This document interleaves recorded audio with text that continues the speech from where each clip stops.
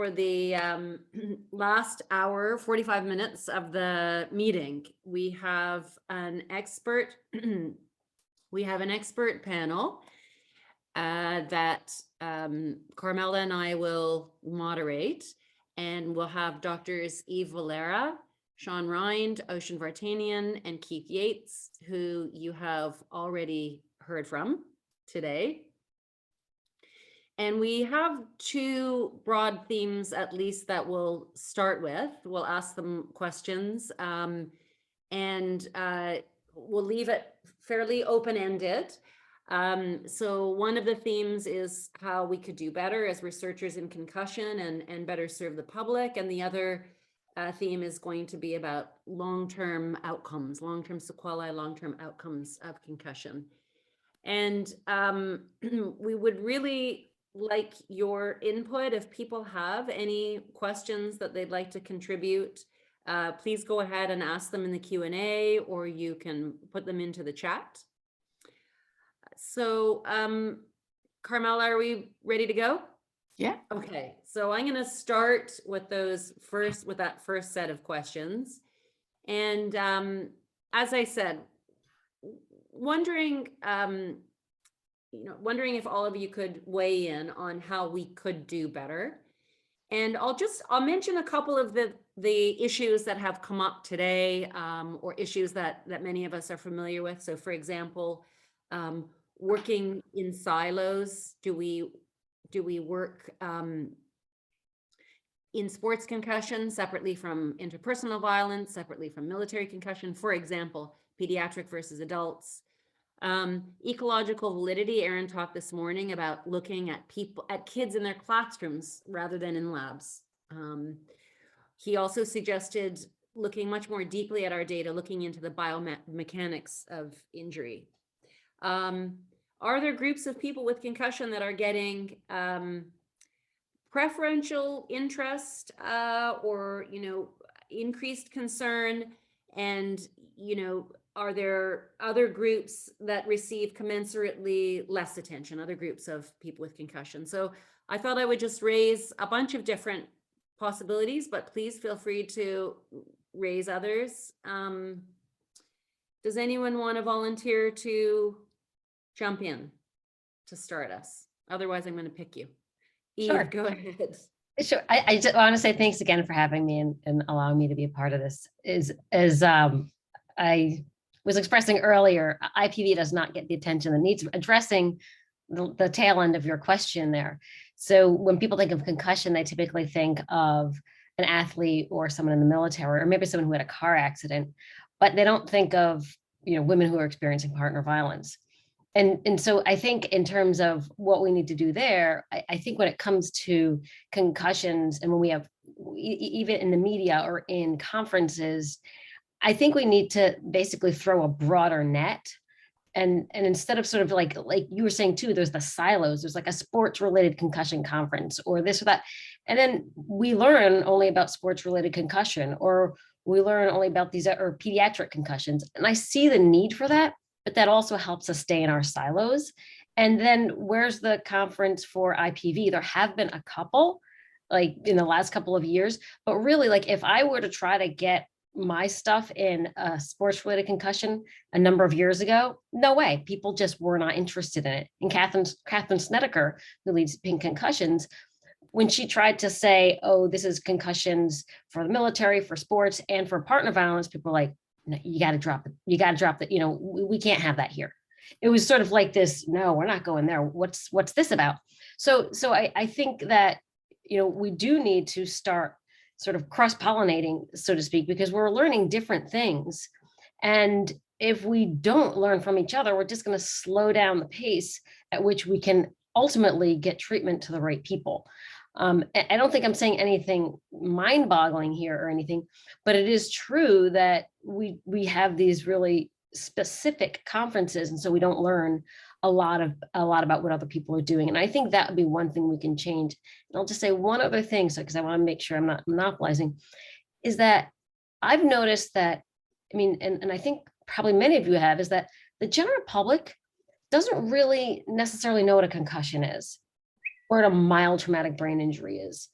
And I don't know how to fix that, but it seems like people often think that if you didn't lose consciousness, it's not a concussion, or the only way you can diagnose a concussion is to find the evidence on an MRI scan.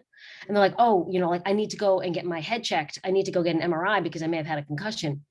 I'm like, no, that you're probably not going to see anything. And then you're going to be misled into thinking you don't have a concussion. So somehow, as a group of concussion experts and people, we need to reach the right media folks and the right, I don't know who it would be, because I think the media is part of the problem, but people who can help the general public to understand exactly what a concussion is and just how easily, one can sustain one. And, it doesn't need to be this big thing. And then I think that's going to help people to just, deal with it better and basically hopefully get, care they might need sooner. That's my 2 pennies. Thanks, Eve. More than 2 pennies. Those are really great points. And utilize the media without being alarmist, and combining all of our data sets without diluting really complex issues. And I will let the others respond to you or raise their own points. Does anyone want to jump in? I'll dive in here, not surprisingly, Robin. I totally agree with Eve's point. The work that's been done in athletics and recreation, as well as in kids, has led the way in a lot of respects.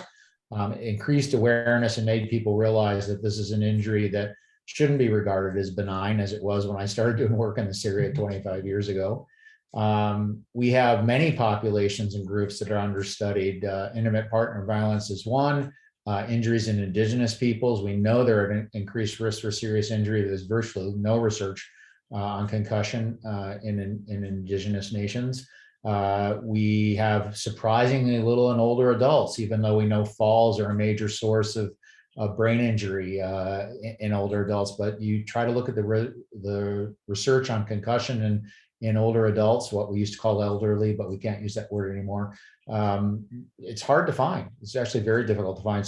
So part of the reason we created, and I'll do a little plug here, the Canadian Concussion Network, was precisely to try to spread a big tent. Just as one example, and Eve, I think, may know this, at the second annual meeting we're having in person in Montreal next month, or almost next month, June, we have a whole session on intimate partner violence.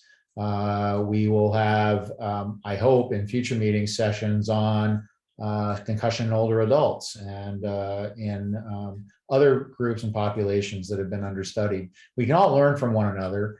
I too was really struck when I went to my first concussion in sport meeting in Berlin several years ago, how a lot of that audience didn't know much about traumatic brain injury more generally, or about concussion in populations other than sport. Yet a concussion is a concussion to a certain extent, and we can learn a lot about the various factors that influence the injury and its outcomes by looking at different populations. So totally agree there.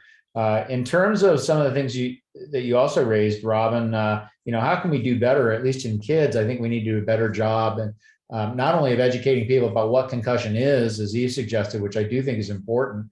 We need to educate family physicians about what to do when they have kids in their office with concussion, because the amount of time spent on traumatic brain injury in general in medical education outside of the very acute neurotrauma unit is virtually minimal, and much less on concussion. So this is part of the reason we run into all sorts of problems, and this will be true for adults as well. It's not just true for kids.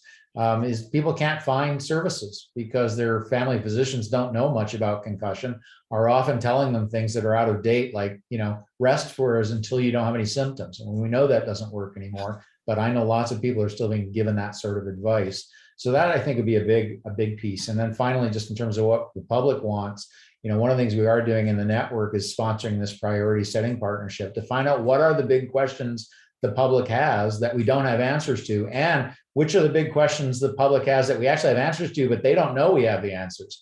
Kind of going along with Eve. I mean, we don't always have them knowing what concussion is. They also don't know all the things we do know and that science has taught us already. So I think we have to do a better job of telling the public what we know, and then addressing the big questions they have that we don't have answers to through the research we do.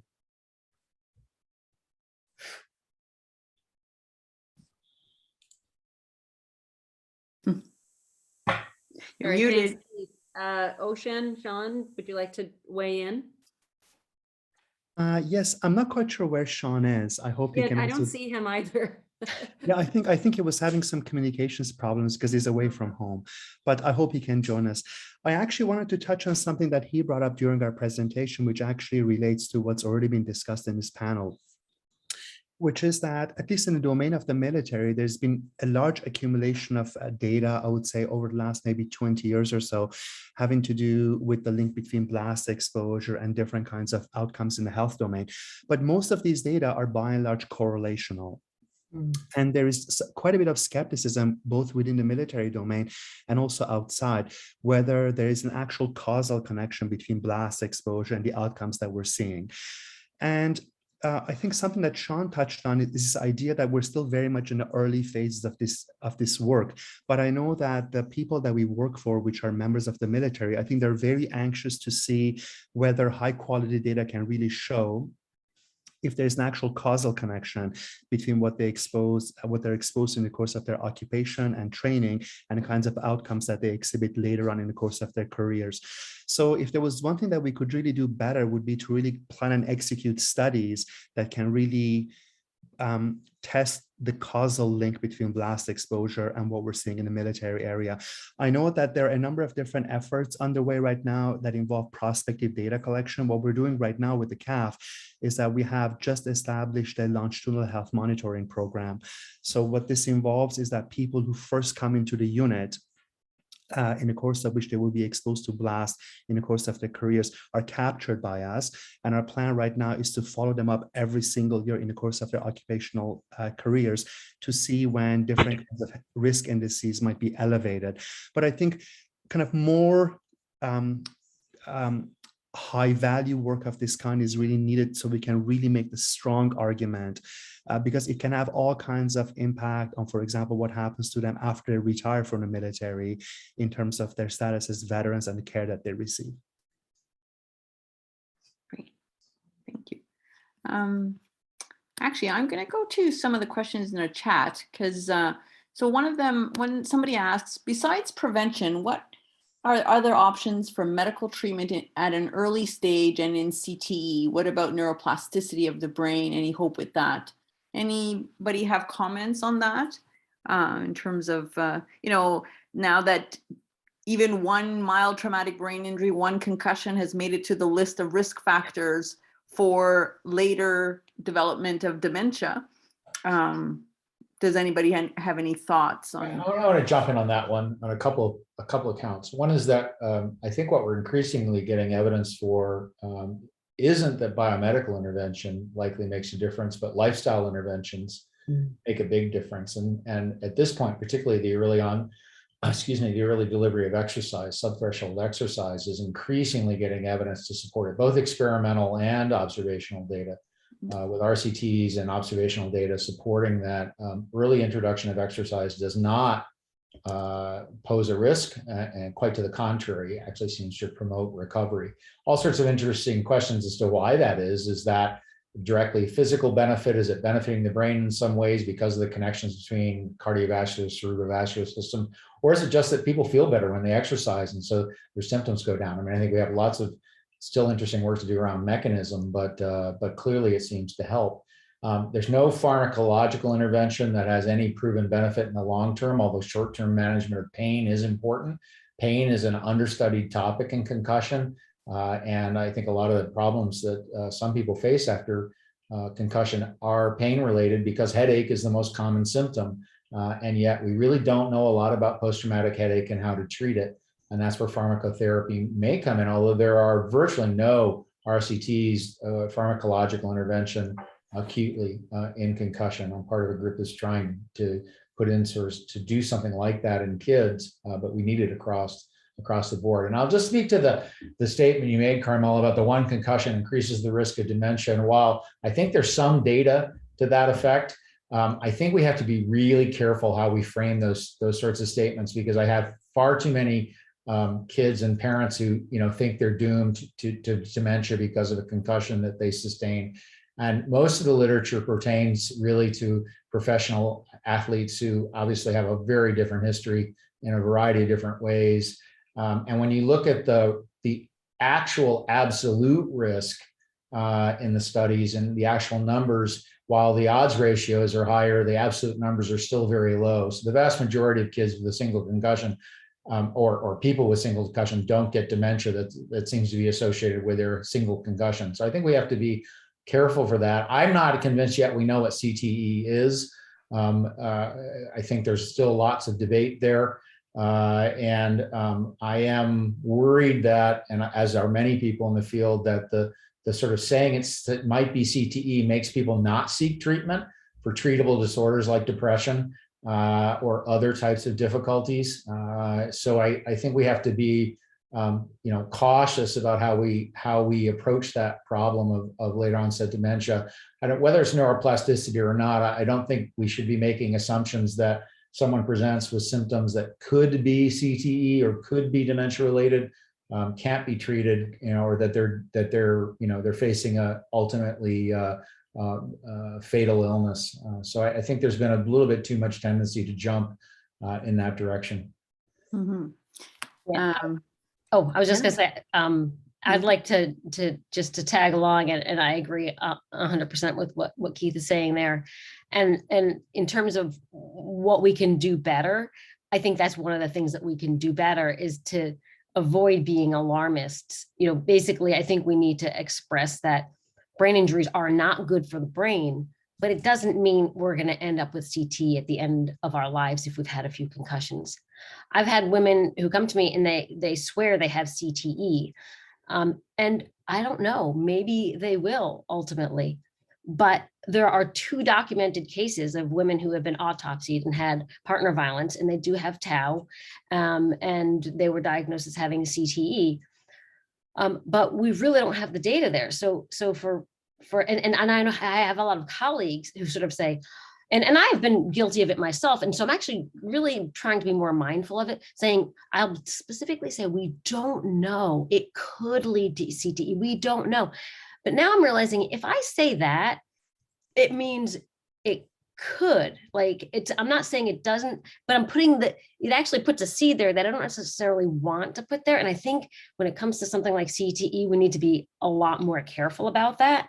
And like what Keith was saying, I think with sports, we don't want kids not engaging in a healthy athletic ability that's good for all sorts of reasons because they're afraid they're going to get CTE, when the evidence isn't really there that if you're, playing football, at a younger age, that you're going to get CTE, right?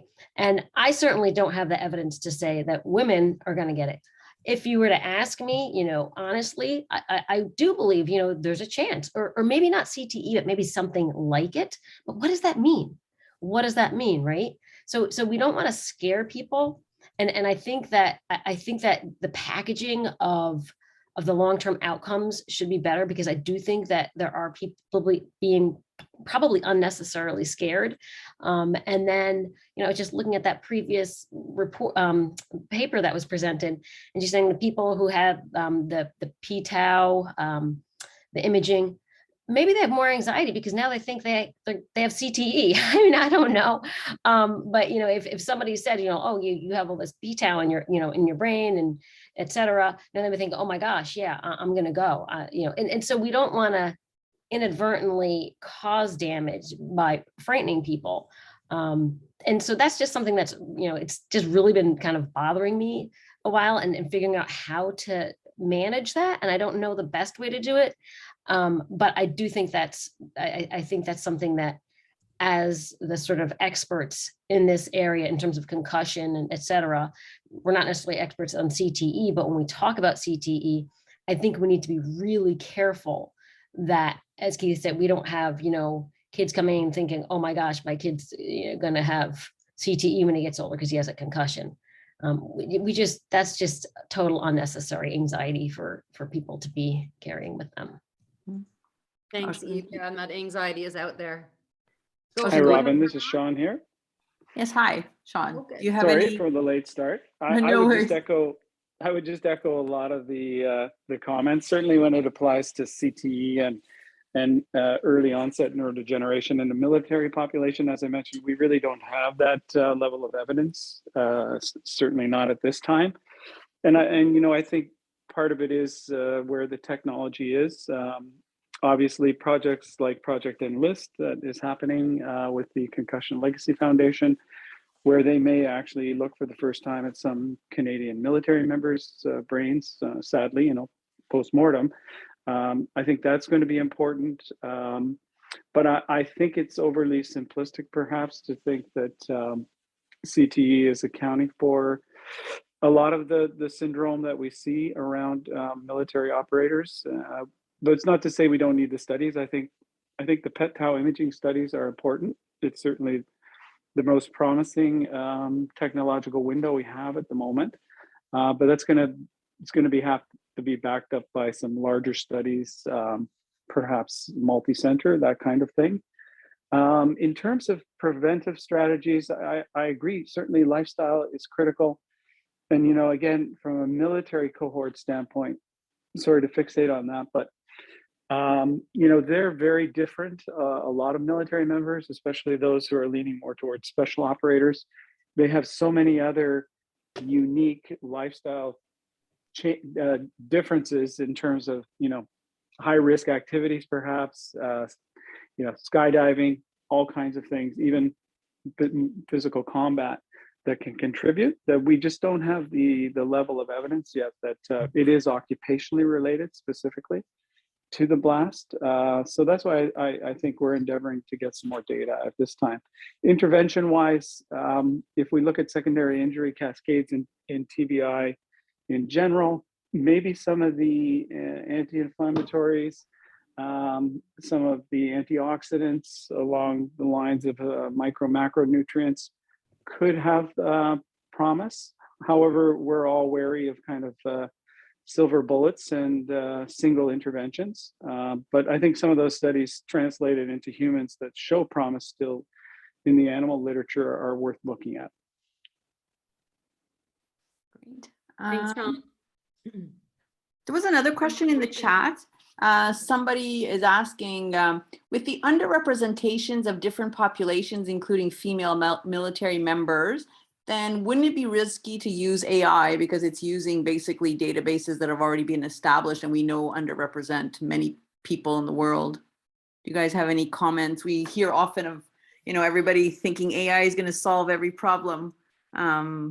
But how do you guys I don't feel? know if my friends in AI would get upset with me, but AI is just fancy statistics. It's just fancy statistics. Most of us can't even come close to doing in our heads and multidimensional. There is a real risk, and my friends who work with me in AI will say there's a real risk in developing AI-based models in a particular population and thinking that they'll extend to other populations. In fact, it's been shown that AI models can be inherently racist when they're ill-developed with regard to specific racial populations or distributions. So we do have to be wary of that. That's not a shortcoming of AI per se. It's a shortcoming of all our research. If we don't include women, if we don't include racialized populations, if we don't include a large age range, different mechanisms, or we're not careful about that, we're looking at a very specific population. As Sean said, the military, particularly special forces, is a very specific population. We need to understand concussion and TBI in that population, but a lot of what we learn in that population may not generalize to other populations. That's been part of the problem with all the studies of professional sport.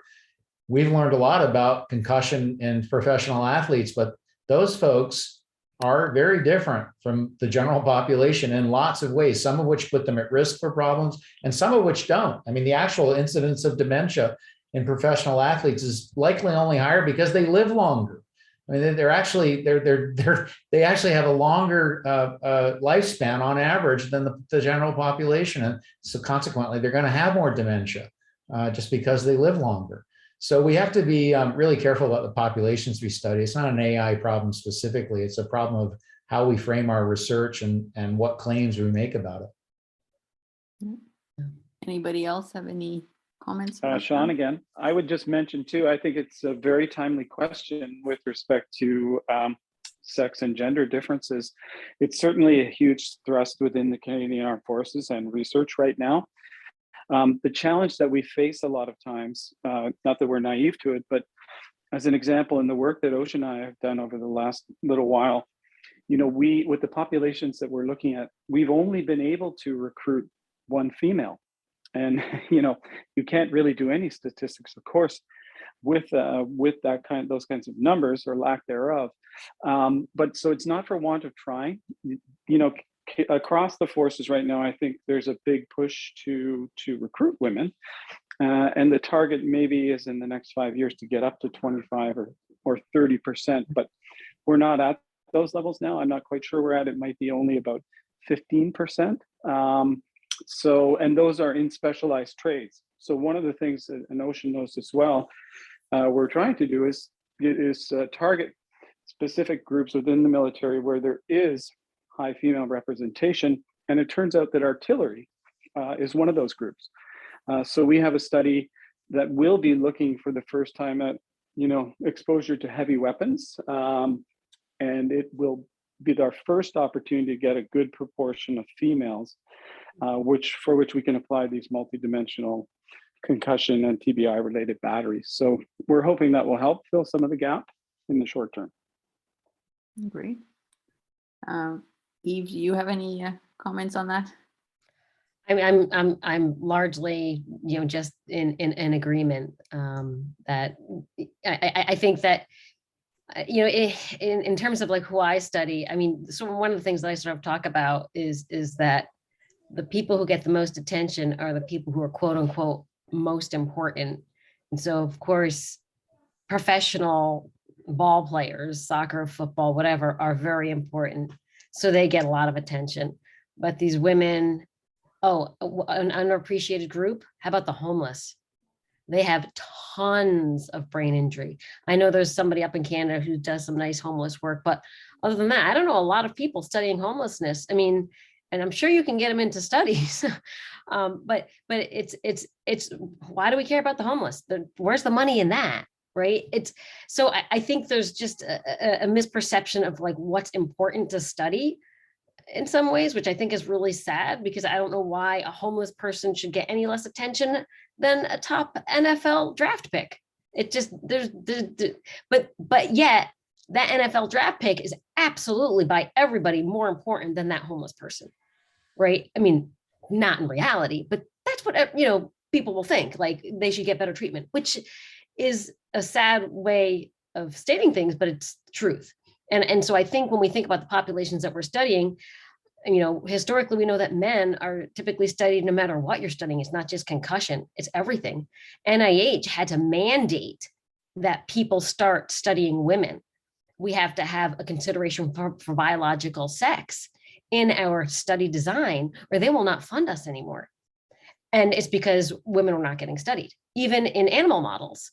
So it's just, it's a patriarchal, somewhat misogynistic society in some ways.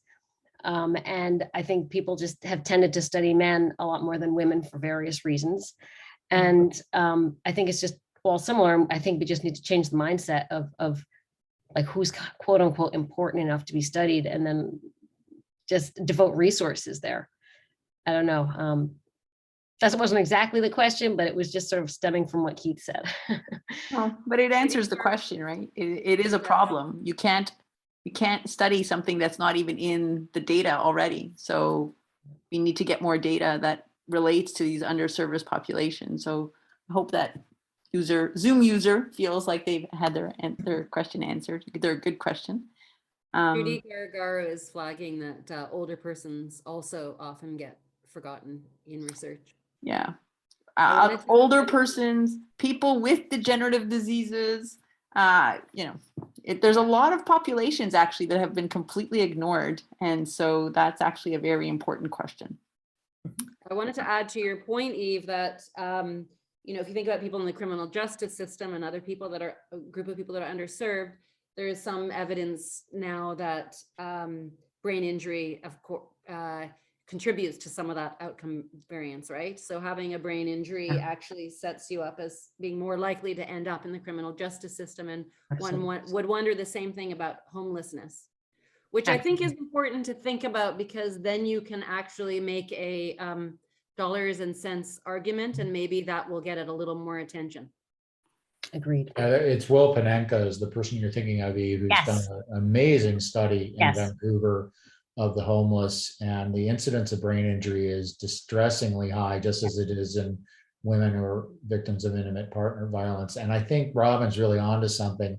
You know, the way you get the attention of the government is when you can save money, ultimately, but there is money to be saved if we can prevent the incidence of brain injury in some of these marginalized populations, and because they are financially costly to society.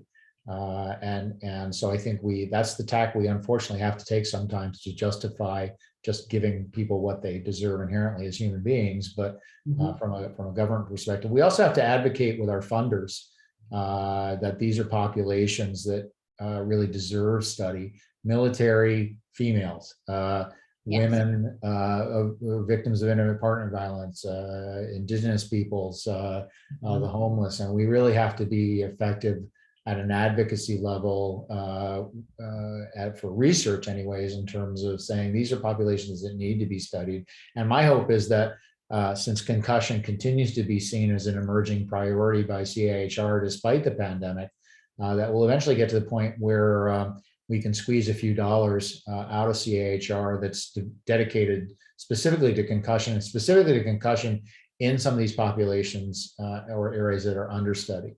It's not that we don't want to do more studies of athletics or more studies of kids, but you know, it's time to spread the wealth around a bit. I totally agree. In terms of saving money, I mean, Hugh Williams has from the UK has beautiful data showing the incredibly high TBI incidence in people who end up incarcerated. That's a huge money saver. So, and somebody had asked about education, which I think Keith answered, but I just want to highlight that because, you know, we had a patient panel last night, and my question to them was really about what do you think researchers should focus on to, you know, in terms of issues that are important to you, in terms of symptoms, and all of them answered education. And so I don't know, I guess we don't do enough research in educating people, or we don't do enough education in concussion, but I don't know, do you guys have thoughts about how we could improve that, or what we could do to, I don't know, meet their needs? You know, Ken Dryden says we don't need to do education anymore. We need to actually do something. And I actually tend to agree with him a bit. That in fact, there's been a lot of education, a lot of awareness. The damn problem is education doesn't always change behavior, and it doesn't make people actually do anything differently. And I think we have to look to our friends in implementation science. This is a problem with guidelines, for example. We have great guidelines about what to do with concussion, but we have lots of data showing a lot of people don't do what's in the guidelines. There's all sorts of variation in practice, even in, you know, educated professionals. So are we surprised that families are inconsistent in how they respond? We can't even get our own house in order. So I think we need to pay closer attention to how do we actually translate what we want to educate people about, or translate what we want professionals to do into actual action. How do we get them to do it as opposed to just knowing about it? Because all of us, I know lots of things about what's better for me, but I don't do all of them. I eat some things I shouldn't eat as much of. I eat way too much chocolate, you know, and I know it's not good for me, but I am not going to change that behavior. Well, at least not as good for me as much as I eat, Eve. You know, I mean, I think we have to think seriously. I'm a psychologist, of course. I'm thinking about behavior change. Because education, the most distressing thing about education, it doesn't always change what people do. In fact, there's a big disconnect between what you know and what you do in many cases. So I think we have to go beyond education, although I think that's still important, and think, well, if we want to educate people, what do we ultimately want them to do differently? And I think we then have to look at, there's a whole science now about implementation and how you change behavior. And I think we really need to look to experts in that area to make education actually make a difference. Yeah. And that's probably what they're talking about, right? Because obviously, you know, one of them actually said they again were told to rest from their latest concussion. It's like nothing has changed. Yeah.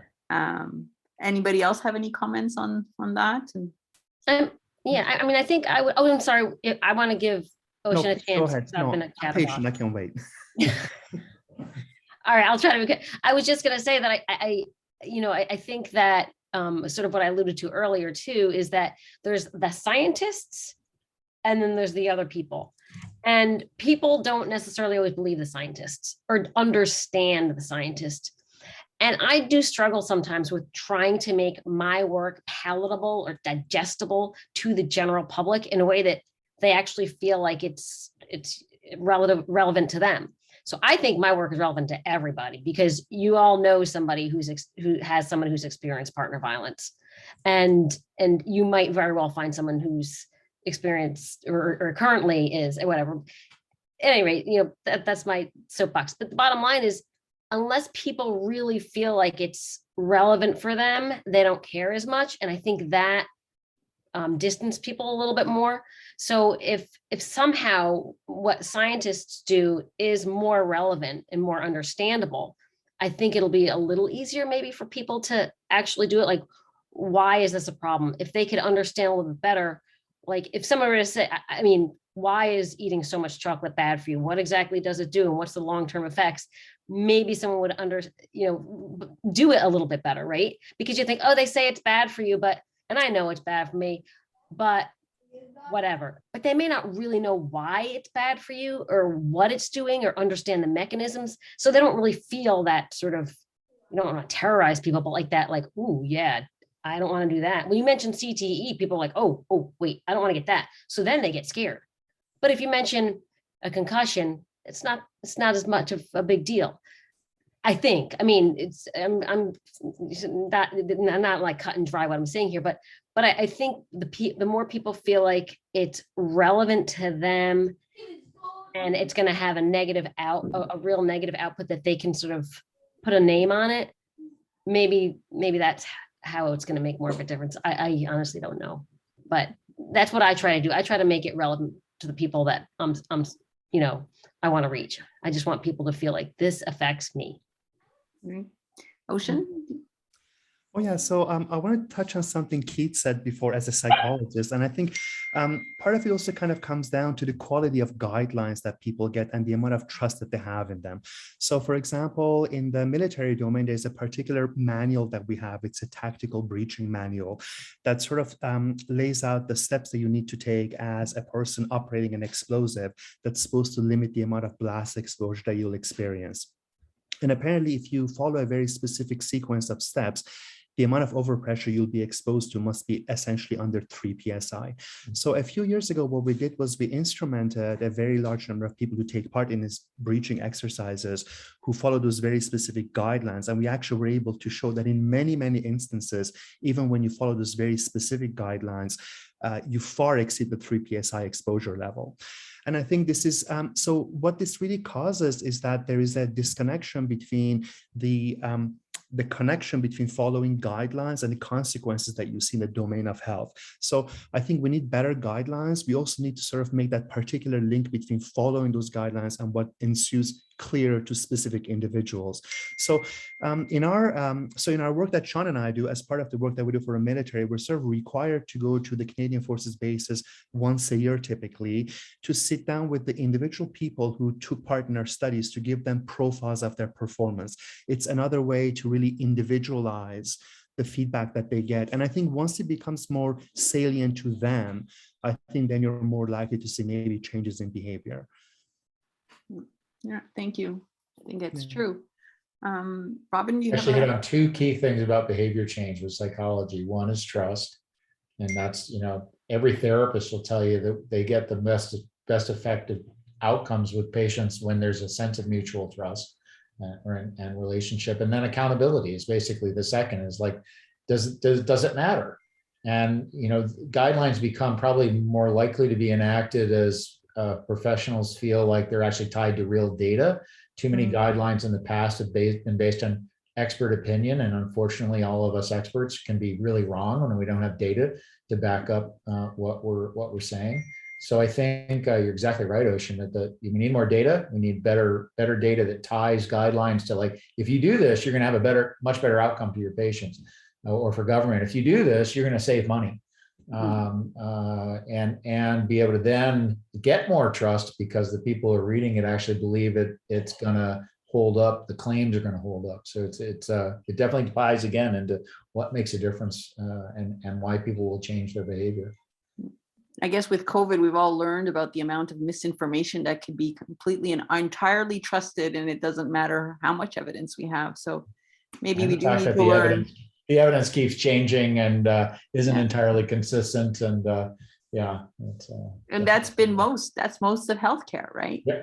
So goes to show that, we probably do need a little bit more evidence, education, and research in this area of knowledge translation. Robin, do you have any other I questions? was going to read in the chat a couple of points. Shelley was making the convergent point that people need to be ready for change before they're going to change.